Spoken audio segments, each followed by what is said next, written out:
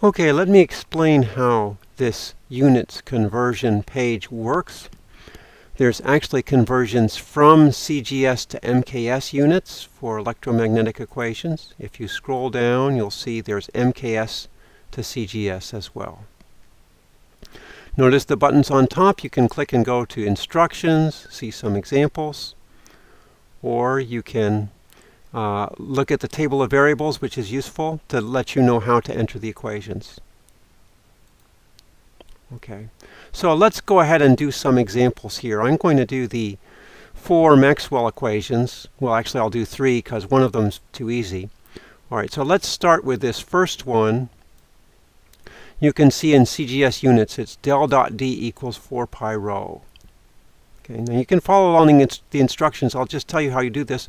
We cannot enter derivatives or vector signs in our spreadsheet, so you just leave those off. So del dot D is just entered as D. So your equation should be entered in line 4. So the left-hand side of your equation is D. So you go here and enter a D. And instead of an equal sign in your equation, you need 2 equal signs. Okay, now remember the right-hand side is 4 pi rho, so we can enter that. Now remember you have to do times because Sage is thinking of this as an algebraic operation. 4 times pi times rho. Okay. One other thing you need to remember is when you're first converting an equation, you probably want to set your multiplier as 1. So go down to this line 6 here, and we want this second part simply to be 1. Okay, so we're ready to try our first evaluation of the conversion of this equation. Now you can click on the Evaluate button, or you can just hit Shift-Enter while the cursor is in the window, and it will compute. And just take a minute, and you'll see what you have here.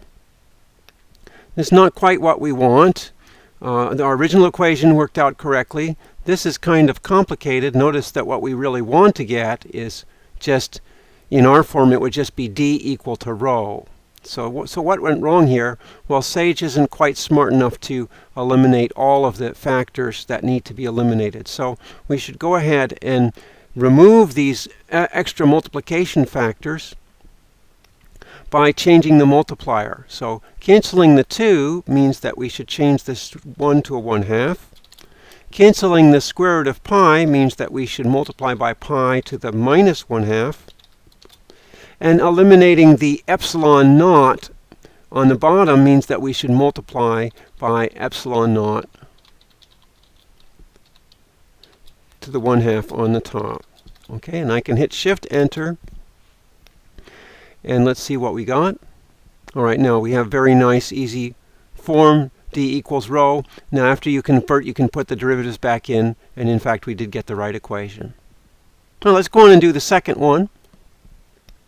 Here we have del cross H equal minus 1 over C dt dt equals 4 pi over Cj. We have to leave off the derivatives. Those don't change in the conversion. We can always put those back in after the conversion.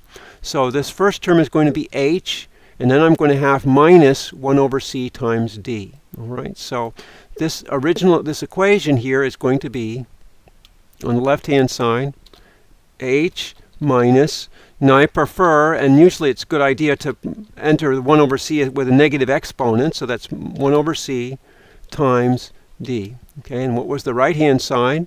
The right-hand side was 4 pi over C times J, so we can write that with 2 equal signs, remember. 4 times pi, sorry, you can't see that, 4 times pi times C to the power minus 1 times J. All right, and then we want to set our multiplier back as 0. I mean as 1 rather. Okay, because this is our first conversion. So let's see what we got.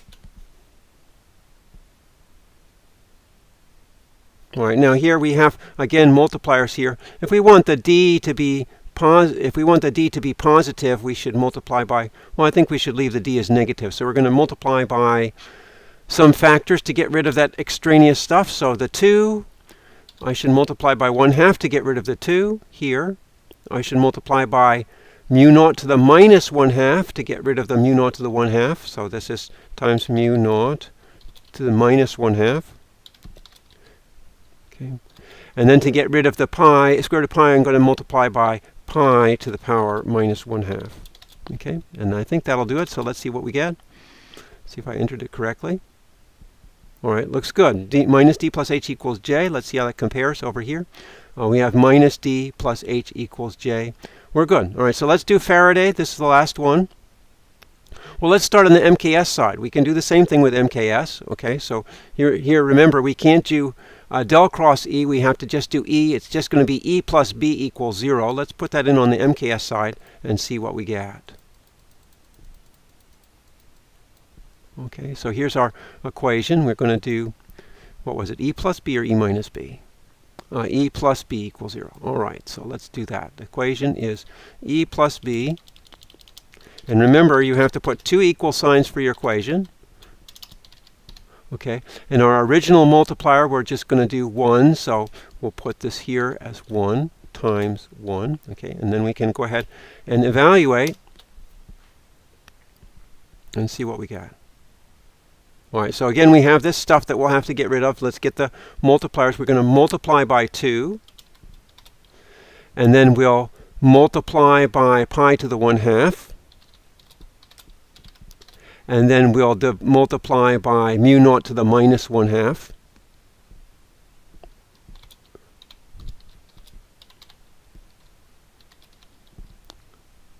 Oh, sorry, got 2 times there, times mu naught to the minus 1/2. Okay, and then let's see, we want to, it looks like we want to divide by c, so that's times c to the power minus 1. Okay, so let's see what we got here. All right, let's see what I did wrong here. The first part is right. What did I get here? Whoops, that should be 1 over 2. Okay, let's see if we got this right now. All right, looks good. Okay, so thanks for watching. Remember, there are instructions down below in case you get lost, and there's also some examples here and some variable instructions, the symbols to use for various variables. For instance, f is ambiguous. Sometimes we use f for, where's the other f? Well, I suppose f isn't ambiguous, but